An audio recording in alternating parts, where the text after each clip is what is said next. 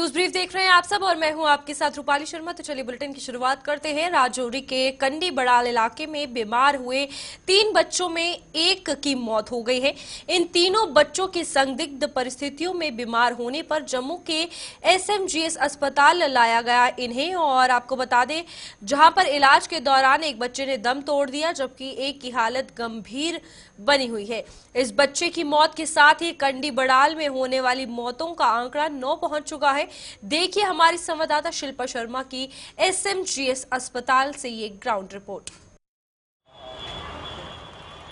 राजौरी के बड़ाल क्षेत्र में अज्ञात बीमारी की चपेट में लगातार लोग आ रहे हैं और एक बार फिर से 3 बच्चे जो हैं वो एडमिट हुए जीएमसी राजौरी अस्पताल में। रात को उन्हें रेफर किया गया जम्मू के शालामार अस्पताल में। 3 बच्चे जो कि क्रिटिकल बताए जा रहे थे, लेकिन जो दुखद समाचार आ रहा है कि उन 3 बच्चों में से एक बच्चे की मौत हो गई है, एक क्रिटिकल बना है और एक जो है वो खतरे से बाहर बताया। लगातार अगर कुल मिलाकर अगर हम बात करें तो अज्ञात बीमारी की चपेट में लगातार लोग आ रहे हैं और कुल मिलाकर अभी तक जो मौतें हुई हैं बड़ाल क्षेत्र से वो कुल मिलाकर 10 मौतें हुई हैं, जिसमें एक प्रेग्नेंट औरत थी, एक प्रेग्नेंट महिला थी। लेकिन राजौरी जीएमसी अस्पताल के द्वारा ये कहा गया था कि प्रेग्नेंट जो महिला है उनका इनसे कोई भी लिंक नहीं है। तो कुल मिलाकर जो अज्ञात बीमारी की चपेट से मौतें हुई हैं वो कुल मिलाकर अभी तक 9 मौतें हो चुकी हैं और अभी भी 2 बच्चे जो है वो एडमिट है, जो एक क्रिटिकल बताया जा रहा है और जिनकी एक की मौत हो चुकी है और एक बच्चा जो कि खतरे से बाहर बताया जा रहा है। इसी को लेकर एसएमजी प्रशासन से हमारी बातचीत हुई और उन्होंने ये कहा कि एक जो 3 बच्चे यहाँ पर रेफर किए गए थे उन 3 बच्चों में से एक की मौत हो गई है। लेकिन आप देखिए कि किस प्रकार से अज्ञात बीमारी जो बड़ाल क्षेत्र में लगातार लोग उसकी चपेट में आ रहे हैं और हाल अभी तक कुछ भी पता नहीं चल पाया है कि आखिरकार ये अज्ञात बीमारी क्या कुछ है। केंद्र से भी स्वास्थ्य विभाग से जो है वो टीमें भेजी गई थी और उसके बाद वो रवाना हो गए, वो वापस चले गए, लेकिन अज्ञात बीमारी का अभी तक कोई भी नामो निशान नहीं मिल पाया है। और इस समय भी अज्ञात बीमारी की चपेट में जो है वो 3 बच्चे आ चुके हैं, जिन्हें रात को रेफर किया गया जम्मू के एसएमजी अस्पताल में रेफर किया गया और 3 बच्चों में से एक बच्चे की जो है वो मौत हो गई है और इस समय एक बच्चा क्रिटिकल बताया जा रहा है और एक की हालत जो है वो इस समय खतरे से बाहर बताई जा रही है। लेकिन आखिरकार ये अज्ञात बीमारी क्या कुछ है, जो सस्पेक्टेड जो बीमारी बताई जा रही है वो क्या कुछ है, फिलहाल इसका कोई भी पता नहीं चल पाया है। और इसको लेकर आप देखिए टीमें भी वहां पर पहुंची, जो कि ये भी अभी तक सामने नहीं आ पाया है कि किन कारणों की वजह से, क्या कुछ कारण है जिनकी वजह से ये मौतें हो रही है। शिल्पा शर्मा, जम्मू। तो बिल्कुल वहीं टेरिटोरियल आर्मी में भर्तियों के लिए जारी प्रक्रिया का डोडा में आज दूसरा पड़ाव पूरा किया गया है। टेरिटोरियल आर्मी के 350 पदों को भरने के लिए आज डोडा में लिखित परीक्षा ली गई है। कुछ समय पहले हुए फिटनेस टेस्ट में 1828 युवाओं का चयन किया गया था, जिनकी लिखित परीक्षा के लिए डोडा में आज 2 परीक्षा केंद्र बनाए गए थे। हालांकि 1828 अभ्यर्थियों में से 91 अभ्यर्थी गैर हाजिर रहे। इस परीक्षा में चुनाव रीजन के अधीन आने वाले तीनों जिलों के अलावा कुछ अन्य जिलों के अभ्यर्थियों ने भी भाग लिया और इस परीक्षा की सीसीटीवी कैमरे से भी निगरानी की गई। तो फिलहाल टेरिटोरियल आर्मी में भर्तियों का आज दूसरा पड़ाव जो है यानी रिटन टेस्ट का पड़ाव पूरा हुआ है, जिसमें 1828 अभ्यर्थियों का चयन जो है वो किया गया था और 91 जो है वो गैर हाजिर रहे। और सिक्योरिटी के हवाले से, ताकि एग्जाम में ट्रांसपेरेंसी रहे, पूरी तैयारियां थी। सीसीटीवी कैमरे जो है वहां पर लगाए गए थे। चेकिंग जो है बच्चों की जो एग्जाम देने आ रहे थे उनकी प्रॉपरली की जा रही थी और कड़ी सुरक्षा के बीच ये तीसरी आंख में जो नजर है वो रखी गई थी। विकास हमारे साथ जुड़ चुके हैं, विकास से जानकारी लेंगे। विकास, पूरी जानकारी बताइएगा किस तरीके से एग्जाम्स आज रहे और क्या कुछ जानकारी है, क्योंकि ट्रांसपेरेंसी सरकारी एग्जाम्स और में एक बड़ा सवाल रहती है। देखिए, काफी लंबे समय के बाद डोडा के अंदर टेरिटोरियल आर्मी की भर्ती हुई थी, यानी नवंबर महीने में, जो 8 नवंबर से 20 नवंबर तक हुई थी। उसके बाद फिजिकल टेस्ट होने के बाद जो है आज 12 तारीख को यानी 12 जनवरी जी। को जो है इसका टेस्ट रखा गया था, और ये जो है जीडीसी कॉलेज जो डोडा में है वहां पर रखा गया था, और साथ में green model high secondary school, और लगभग 1828 बच्चे बच्चे जो है क्वालिफाई हुए थे, और जिसमें से जो है लगभग 80-90 के बीच में एब्सेंट भी रहे हैं, और काफी कड़ी सुरक्षा के बीच में एग्जाम हुआ है, और जिसमें बायोमेट्रिक प्रॉपर तरीके से यहाँ पर सबसे पहले देखने को मिली, और उसके बाद एग्जाम खत्म होने के बाद दोबारा से इन बच्चों की जी। बायोमेट्रिक की गई, यानी बिल्कुल प्रॉपर तरीके से एग्जाम सुबह 10 बजे स्टार्ट हुआ था, और लगभग 3 से 4 बजे तक ये एग्जाम जो है खत्म हुआ है। विकास, कहाँ कहाँ पे ये एग्जाम सेंटर्स बनाए गए थे और यहाँ पर बच्चों का क्या कुछ कहना है? एग्जाम किस तरीके का आया था, किस तरीके की तैयारियां उनकी थी और कैसा गया?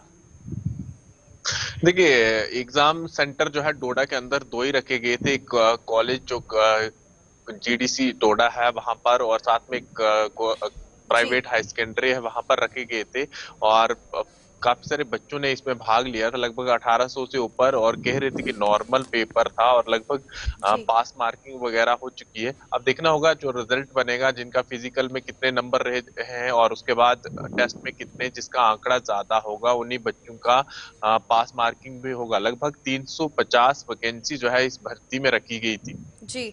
तो फिलहाल विकास, यहाँ पर भर्तियों को लेकर अगर बात की जाए, कितना ज्यादा जरूरी है ऐसे खुली भर्ती और भी हो, क्योंकि रोजगार एक बड़ा सवाल जम्मू कश्मीर के युवाओं के लिए बना हुआ है। और जब ये वहां पर टेस्ट हुए थे, जब बच्चे दौड़ लगाने के लिए आए थे, तो देखा था कि कितनी संख्या थी वहां पर, तो बेरोजगारी साफ तौर पर जाहिर होती है।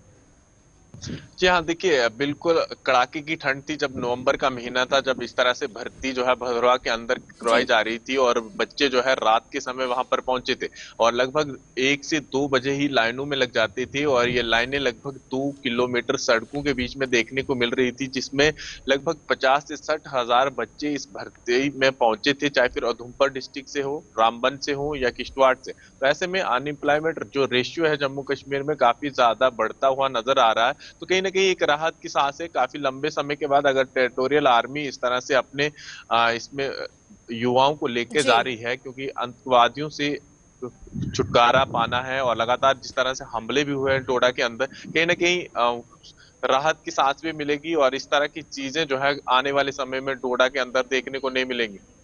ठीक है विकास, यहाँ पर एक और सवाल उठता है, वो है सरकारी एग्जाम्स में पारदर्शिता का, यानी ट्रांसपेरेंसी का।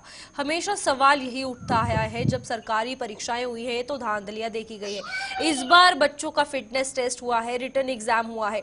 आशाएं जो है, उम्मीद जो है प्रशासन से और खास तौर पर टेरिटोरियल आर्मी जिनके द्वारा ये भर्ती करवाई जा रही है उनसे जरूर रहेगी, उसके लिए क्या कुछ कहना चाहेंगे? देखिए, आर्मी के अंदर इस तरह की ट्रांसपेरेंसी नहीं देखने को मिलती है, और सब युवा जो है इसी तरह की उम्मीद भी करते हैं कि ये सब चीजें नहीं होनी चाहिए, क्योंकि जी। जो भी कोई फौज में जाना चाहता है देश की सुरक्षा के लिए, और सब लोग जो चाहते हैं कि अच्छे तरीके से, अगर हमने इतना सब कुछ किया है जिसमें बिल्कुल। चाहे फिजिकल हो, मेडिकल हो, या फिर अब टेस्ट देकर, तो कहीं ना कहीं एक अच्छे तरीके से रिजल्ट बनेगा, और जिन बच्चों का स्कोर ज्यादा होगा, यानी मान लीजिए कि 200 नंबर का टोटल फिजिकल, मेडिकल या फिर तमाम चीजें टेस्ट को लेकर होंगी, तो उसमें जिसका आंकड़ा ज्यादा होगा उन्हीं बच्चों का सिलेक्शन भी होने वाला है। तो आगे कौन से स्टेप्स जो है, यानी प्रक्रिया आगे की कौन सी बची है जिसके बाद भर्ती जो है प्रॉपरली इन बच्चों की हो जाएगी? देखिए, अब 1 या 1.5 महीने के बाद जो है लगभग इन तमाम बच्चों का रिजल्ट आ जाएगा, और ऐसे में आने वाले समय में 2025 में भी इस तरह की रिक्रूटमेंट आर्मी द्वारा जी। करवाई जाएंगी, क्योंकि इस तरह से बताया जा रहा है, क्योंकि काफी लंबे समय के, क्योंकि जी। 2019 के बाद ये सब चीजें नहीं देखने को मिली है, तो आने वाले समय में ये सब चीजें होंगी, तो कहीं ना कहीं यहाँ के बच्चों को अपने देश की सुरक्षा करने का मौका भी मिलेगा। ठीक है विकास, बहुत बहुत धन्यवाद हमारे साथ जुड़ने के लिए और तमाम जानकारी देने के लिए। यहाँ पर डोडा में टेरिटोरियल आर्मी की अगर बात की जाए तो साफ तौर पर आप देख सकते हैं कि दूसरा पड़ाव जो है, यानी रिटन एग्जाम का पूरा हो चुका है, और यहाँ पर 350 जो सीट्स है भर्ती के लिए वैकेंसी है वो सामने आई है, और 1828 अभ्यर्थी जो है यहाँ पर फिजिकल में पास हुए थे। अब देखना यह है कि किस तरीके से आगे की जो पड़ाव है वो पूरे होंगे। अब आगे बढ़ते हैं, जहां पर जम्मू कश्मीर की जाट बिरादरी से पहली बार डिप्टी सीएम बने सुरेंद्र चौधरी को आज जम्मू कश्मीर जाट सभा द्वारा सम्मानित किया गया है। आरएसपुरा में आयोजित एक कार्यक्रम के दौरान जाट सभा ने उन्हें सम्मानित करते हुए उम्मीद जताई है कि वे बतौर डिप्टी सीएम जाट बिरादरी के साथ साथ जम्मू कश्मीर के अन्य समुदायों के उत्थान में भी कोई कसर बाकी नहीं छोड़ेंगे। इस कार्यक्रम में जाट बिरादरी से संबंध रखने वाले विभिन्न राजनीतिक दलों के अन्य नेता भी मौजूद थे, जिन्होंने सुरेंद्र चौधरी को ये जिम्मेदारी मिलने पर तहे दिल से मुबारकबाद दी। सुरेंद्र चौधरी ने बताया कि वे सिर्फ जाट बिरादरी ही नहीं बल्कि अन्य समुदायों के लोगों की सेवा करने में भी कभी भी पीछे नहीं हटेंगे। उन्होंने प्रधानमंत्री नरेंद्र मोदी के जम्मू कश्मीर के कल होने वाले दौरे का स्वागत करते हुए बताया कि सोनमर्ग में जेड मोड टनल के शुरू होने से कश्मीर में पर्यटन को भी बेहद बढ़ावा मिलने की उम्मीद जताई है। और जो भी अजीम ये जो यहाँ पर एक कौम बैठी है, इसको मेरा सलाम अदा। ಇದು ಅಕ್ಷರಾಕ್ಷಿ ಸೀನಿಯರ್ ಕಿರಿದಾನೆ ಓಬಿಸಿ ವಾಸ್ತೆ ಓಬಿಸಿ ಕಲ್ಪನೆ ಕೂಡ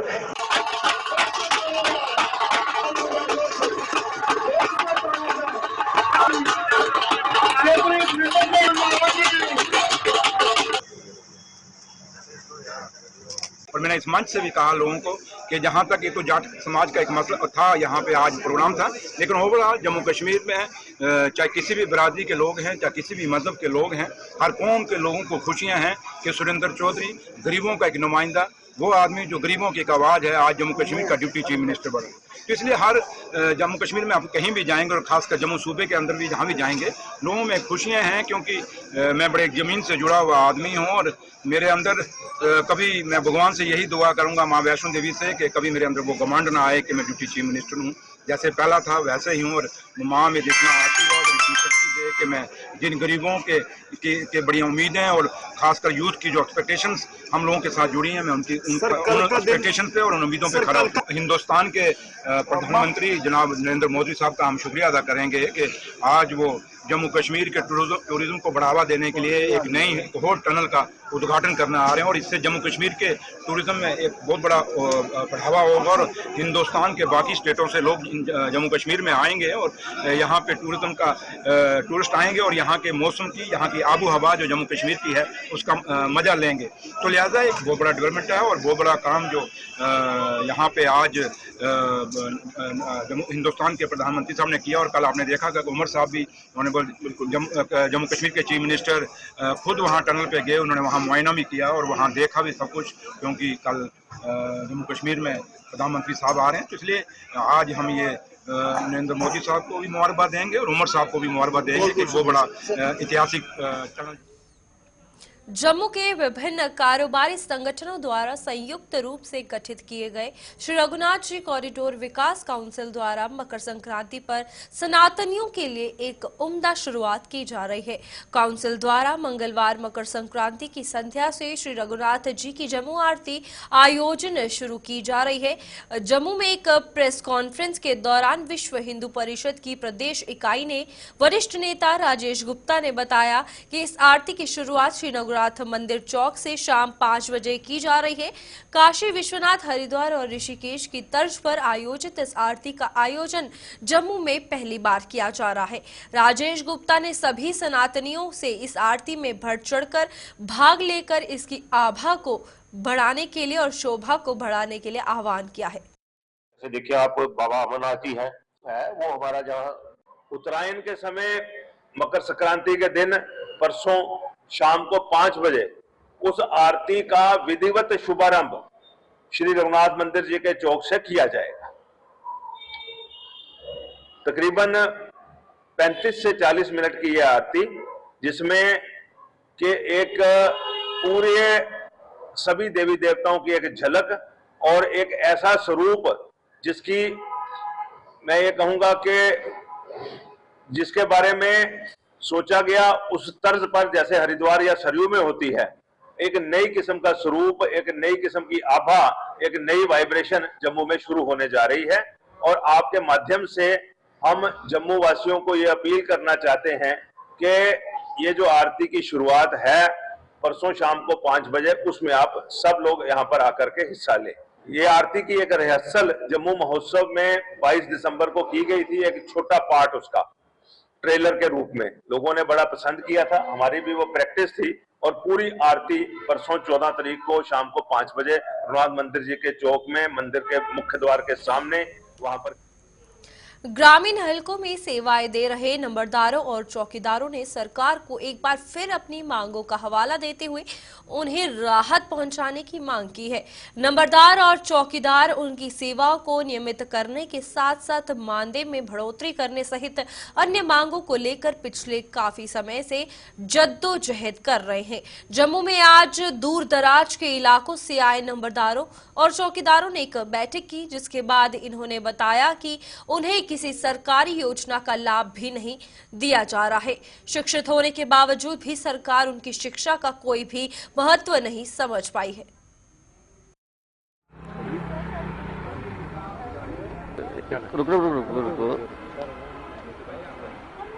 आज हम यहाँ पर हमारे साथ सभी श्रीनगर से आए हुए हमारे साथ सभी भाई यहाँ पर आपके चैनल के माध्यम से अपने गवर्नमेंट तक यही पहुँचाना चाहते हैं कि हम नंबरदार जो हैं हमारी सैलरी के बारे में और कुछ हमारी डिमांड्स हैं वो आप तक आपके माध्यम से हम गवर्नमेंट तक पहुंचाएंगे।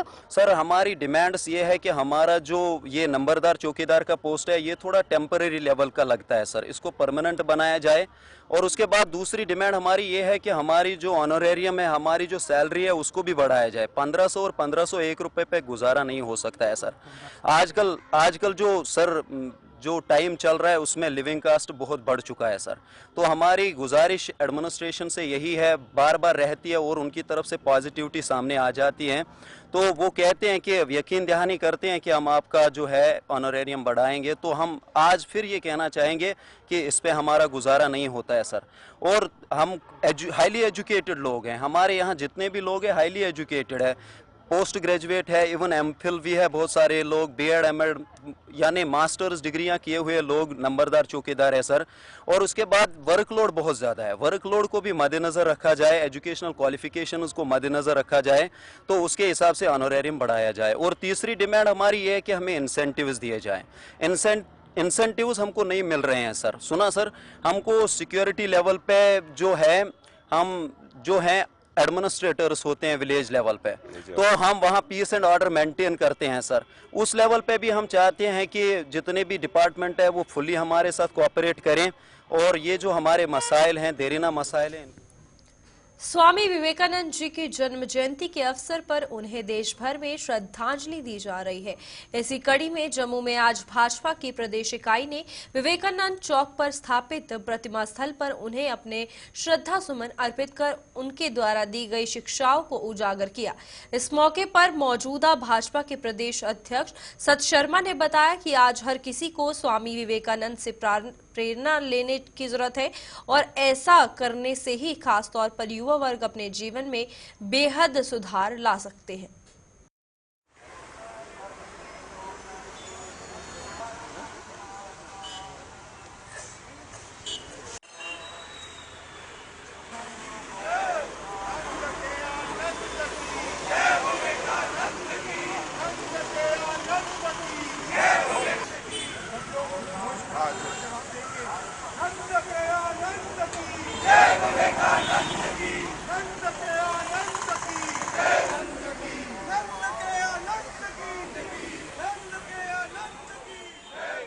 पहले माल्यार्पण उस महान विभूति को जिनके कारण आज भारतवर्ष जो है एक दिशा की तरफ अग्रसर हुआ था। मात्र 39 वर्ष का अंतराल उनको मिला अपने कार्य के लिए, लेकिन उस 39 वर्ष के अंतराल में ही 39 पीढ़ियों का कार्य जो लोगों ने किया है, एक अपने आप में एक मिसाल है। Rise awake and stop not till the goal is reached. जब तक कार्य करते रहिए जब तक आप गोल अचीव नहीं करते, इसको शुरुआत लेकर उन्होंने ये कार्य जो होता किया। देश भर की संस्कृति, देश भर का योगा भारत से बाहर जाए। धर्म भाव सम्मेलन में एक बड़ा भव्य सम्मेलन जो था, जो शिकागो में हुआ, उसमें मात्र उनको 2 मिनट बोलने का मौका दिया गया था, लेकिन जब तक उनका वक्तव्य पूरा नहीं हुआ तब तक किसी ने उनको नहीं रोका। अपने आप में दर्शाता है कि लोग भी भारत की संस्कृति को जानना चाहते थे, लोग भी भारत के योगा को जो है वो जानना चाहते थे। आज उस महान विभूति से हम लोग यहाँ से प्रेरणा लेकर जाएं, उनकी किए हुए कार्य उनको अपने जीवन में डालने का प्रयत्न करें। मेरा मानना है कि यही उनके लिए एक सच्ची श्रद्धांजलि होगी। उनके जन्मदिन के ऊपर ये भेंट होगी। मैं पुनः हमारे युद्धवीर जी को और युवा मोर्चा के अध्यक्ष इन दोनों को साधुवाद दें। भारतीय जनता युवा मोर्चा की प्रदेश इकाई ने आज राष्ट्रीय युवा दिवस मनाकर स्वामी विवेकानंद जी को भावभीनी श्रद्धांजलि दी। भाजपा के प्रदेश कार्यालय में आयोजित एक कार्यक्रम के दौरान युवा मोर्चा के प्रदेश अध्यक्ष अरुण प्रभात और उपाध्यक्ष देवायनी राणा सहित भाजपा के संगठन महामंत्री अशोक कौल और प्रदेश अध्यक्ष सत शर्मा सहित पार्टी के अन्य नेताओं व कार्यकर्ताओं ने स्वामी विवेकानंद को अपने श्रद्धा सुमन अर्पित किए।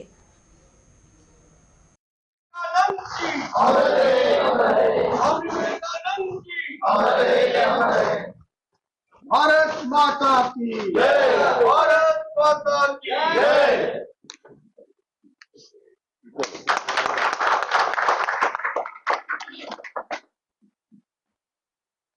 आपको बहुत बहुत बधाई है।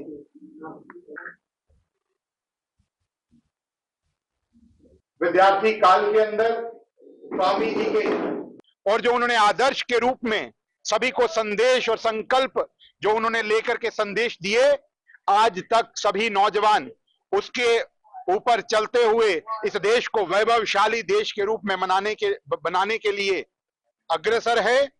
और एक वो नरेंद्र थे, एक आज के नरेंद्र हैं, जो आदरणीय प्रधानमंत्री जी नरेंद्र मोदी जी, जो उन्हीं के सपनों को पूरा करने के लिए इस भारत को वैभवशाली और गौरवशाली बनाने के लिए अपने जिंदगी का, अपने जीवन का क्षण क्षण इस भारत भूमि के अर्पित किए हुए हैं। और उनके संकल्पों को पूरा करने के लिए भारत को जिस प्रकार उन्होंने कहा कि वैभवशाली और भारत माता वैभवशाली होनी चाहिए, उसी प्रकार नरेंद्र मोदी जी ने कहा विकसित भारत 2047 का संकल्प, उसको पूरा करने के लिए उन्होंने 10 सूत्रीय एक फॉर्मूला, एक 10 सूत्रीय संकल्प लेने के लिए सभी को आग्रह किया। उन्हीं को के विचारों को मूल मंत्र मानते हुए भारतीय जनता पार्टी और भारतीय जनता युवा मोर्चा का प्रत्येक कार्यकर्ता कार्य कर रहा है। आज के दिवस, जो आज हमने राष्ट्रीय युवा दिवस का कार्यक्रम पार्टी कार्यालय के अंदर और उनकी प्रतिमा के सामने माल्यार्पण करके किया, सभी कार्यकर्ताओं ने संकल्प लिया है कि उनके अधूरे सपनों को पूरा करेंगे और माननीय मोदी जी के किए हुए कार्यों को जन जन तक ले। डोगरी विषय के स्कॉलर अपनी मांगों को लेकर उपराज्यपाल सहित कई मंत्रियों से भी मिलकर अपनी मांगों का पिटारा खोल चुके हैं। ये स्कॉलर स्कूलों में खाली पड़े डोगरी विषय के टीचरों के पदों को भरने और इन दोनों भाषाओं को पहली से लेकर 10वीं तक अनिवार्य करने की मांग कर रहे हैं। इन लोगों ने उम्मीद जताई है कि सरकार जल्द ही उनके लिए एक नीति बनाकर डोगरी भाषा के प्रति बच्चों को शिक्षित करने का मौका देगी।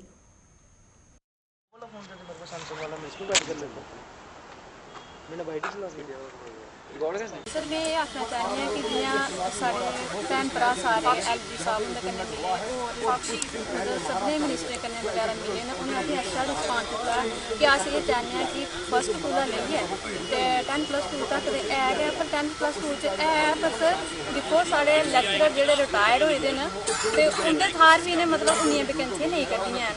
ते अस एह् चाहने कि जेह्के कम से कम कोई साढ़ियां जेह्कियां 27 वैकेंसियां न ओह् ते निकलियां चाहिदियां हियां। ते ओह्दे बाद मैं आखनी आं कि फर्स्ट कोला लेइयै 10th तक तुसें डोगरी दियां होरनें स्टेटें च उंदी मदर टंग जेह्की कंपलसरी है इत्थै होनी चाहिदी। अस साढ़े कोल यूनिवर्सिटी च सब्जैक्ट है, कॉलेज च सब्जैक्ट है, 10th दे बच्चे नहीं पढ़दे, उत्थै असें एह् सब्जैक्ट नहीं लगदा, जेह्दे कन्नै केह् है कि असेंगी कि'यां इक दिलै च इ'यां खदशा देआ है कि शायद साढ़े कन्नै इक फरेब गै होआ दा कि कोई साजिश चला दी है कि जेह्दे तैह्त डोगरी खत्म कीता जा। पर हून असें इक दो लीडरें कन्नै मिले आं, LG साहब कन्नै भी साढ़ी मलाटी होई है, असेंगी हून इं'दे कोला इक अच्छी मेद थ्होई है। अस हून इ'यै मेद रक्खने आं कि जियां उं'दा एह् गलाना है कि बच्चे पढ़ने आह्ले न, पर दिक्खो जी बच्चे कुसै भी जुबान जिल्लै असें इंग्लिश पढ़ी जां जिल्लै असें हिंदी पढ़ी जां जिल्लै उर्दू पढ़े, क्या उसलै भी कोई पढ़ना चांह्दा हा? उसलै ते डोगरे गै हे ना, उसलै भी ते सरकार ने पूरे तरीके कन्नै जोर लाइयै जेह्ड़ियां लैंग्वेजां जेह्ड़ियां नेईं इ'नेंगी इंप्लीमेंट कीता हा। ते क्या डोगरी कन्नै ऐसा नहीं होई सकदा? जियां हून पिछले दी सरकार ने RET जां रैबरे खेल जां एह्दे तैह्त बड़ी सारी स्कीमां चलाई है, इ'नेंगी चीज़ें गी प्रमोट करने की कोशिश की। क्या साढ़ी जुबान डोगरी जुबान जां कश्मीरी जुबान जेह्ड़ी कश्मीरी खित्ते च बोली जंदी है ਉਹਦੇ ਵਾਸਤੇ क्या कोई रैफरेंस जुबान टाइप का कोई एक करिए शुरू करिए ਉਹਦੇ ਸਾਡੀ जुबान के प्रति ऐसा कोई काम नहीं किया जा सकता ਜਿਹਦੇ कन्नै ਜਿਹੜੇ डोगरी ਦੇ पढ़े लिखे बेरोजगार युवा उन्हें ही करना। चलिए न्यूज ब्रीफ में इतना ही। खबरों का सिलसिला जारी रहेगा, आप देखते रहिए गुलिस्तान न्यूज।